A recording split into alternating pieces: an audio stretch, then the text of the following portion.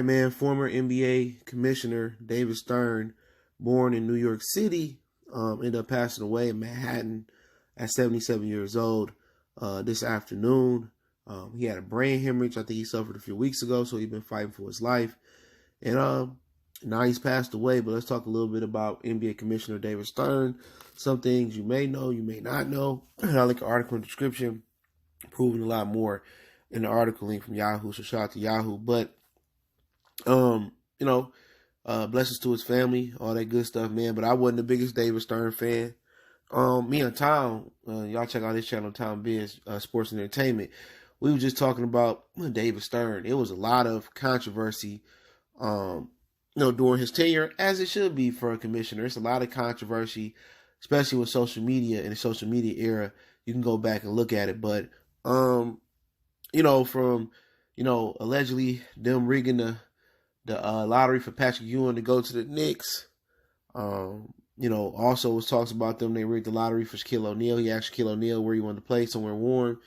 He ended up in Orlando. But you got to remember, he took over the NBA in '84. NBA really didn't have a major TV deal, and it wasn't a major sport. It was no salary cap, nothing. So he was part of that Bird and Magic movement that helped the NBA go from, if you believe it or not, the NBA Finals was on tape delay. All right? When they did show the finals, it was on tape delay. So, you got to give him credit for that. Bird Magic really took the NBA out of the caveman days. And when it came out the caveman days, it became popular. David Stern had to rule with an iron fist. All right? And in the rule with an iron fist, he had to go, had the cocaine stuff going. I mean, you also had the era of fighting in the 70s before him. They legitimately used to fight like hockey players out there, like street fights. Go ask Rudy Tomjanovich, Bird, Bill Laimbeer. There was a lot of fights going on. So he had to clean the image up of the NBA. Also, he had to keep the money flowing in. And when Bird and Magic passed on, he had to retire. He had to put it into, or they fill out their prime. He had to give it to Mike, and he changed a lot of rules for Michael Jordan. Okay, and like I said, people talk about LeBron James, but Michael had more rule changes for him. And so somebody told me in the comment section, Will Chamberlain told Michael they changed the rules to help you. They made the rules harder on me, and that was a fact. If that was true, indeed, if that was a quote that Will really said, but it was a fact. I watched it as a kid.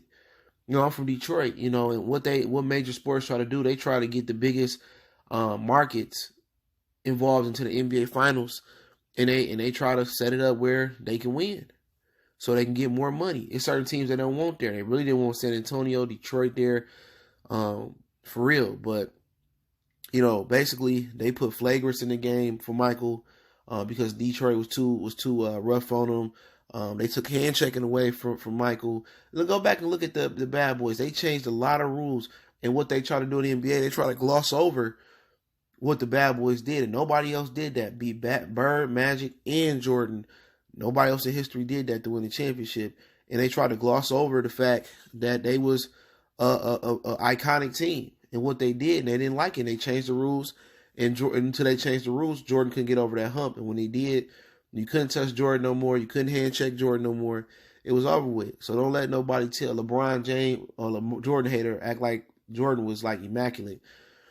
Jordan had way more rule changes for him than LeBron did. All right, but he had to do that to keep the league financially flowing and getting to new heights. Obviously, he put a salary cap in. He put the flagrants in, and the text and all that came into the play, and that was to protect the superstar players because he knew. With the superstar players, in certain markets, it was good for basketball. The money came in, and that's why I say, I'm kind of losing interest, because other than they major market teams, they don't care about the mid or small market teams. And that's not how big or how many people in your city. It's just what they deem to be a hot market. Boston, LA, those are hot markets in the NBA. But, the lottery thing, when they rigged the lottery allegedly, I mean, everybody know they did. Remember, Cleveland got like 2 or 3 years in a row, or 2 out of 3 years in a row. I mean, or 3 out of 4 years in a row, something like that. The Tim Donaghy thing, they paid him to hush up. All this was on his watch, you know what I'm saying? But through the lottery things and him lying to Seattle about he gonna get them a new team and leaving without getting them a new team. Like, he really wasn't a good guy, a likable guy, if you follow the sports. But he did what he had to do for the NBA, for it to survive, for it to, when he got it, it was pretty much dead. And then Magic Bird and all them, Jordan, and then he took it to another level in the 90s. It was no more popular sport than the NBA in America, and that was due to him making it easier and Michael Jordan's success. And, we in Tom got a theory. I ain't going to speak on it because he came up with it. I don't think he want to talk about it publicly, about Michael and David Stern. But, he did what he had to do. He finally stepped down. But he did take the NBA out the caveman days. And, obviously if markets like Detroit and, other markets that are supposed to get the number one pick like the Warriors, and a small market teams cry about him, is what it is. He had to do what he had to do for the league. But he definitely did help take it off the caveman days. And he popularized the league. And, at the end of the day, he put the salary cap in. And, that I really don't like the salary cap, but it makes it more competitive for everybody else. I think it works in Major League Baseball because that's America's favorite pastime, but I think it's kind of needed to keep the competitive nature in the NFL and NBA. But hey, it is what it is. Rest in peace to him, David Stern.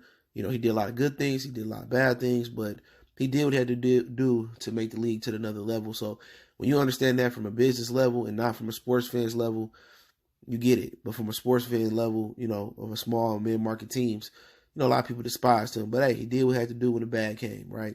Don't forget, we on Facebook, Instagram, Twitter. Reach out to the email if you have a business question, require sponsorship, video request. Check out our NBA playlist for more videos like this.